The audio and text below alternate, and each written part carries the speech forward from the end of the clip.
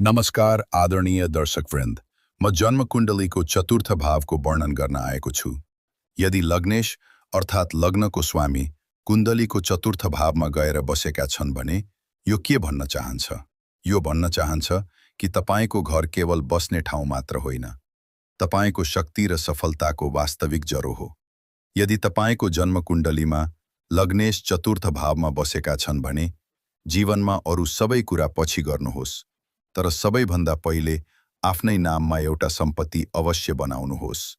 आफ्नै स्वामित्वको एउटा घर वा जग्गा अवश्य बनाउनुहोस्। यही तपाईको सफलताका मूल आधार बन्नेछ। धेरै मानिसहरू भन्छन्, यही घर भए त सबै समस्या समाधान हुन्थ्यो। मेरा लग्नेश त चतुर्थस्थ छन्, घरकै लागि त म मरिहत्ते गरेर लागिरहेको छु। घर भए सबै दुःख सकिन्थ्यो। तर दोस्रो सूत्र पनि सुन्नुहोस्। सतही, देखावटी सम्बन्धहरू नबनाउनुहोस्। तपाईका जे जति सम्बन्धहरू हुन्, ती गहिरो भावना भएका हुनुपर्छ।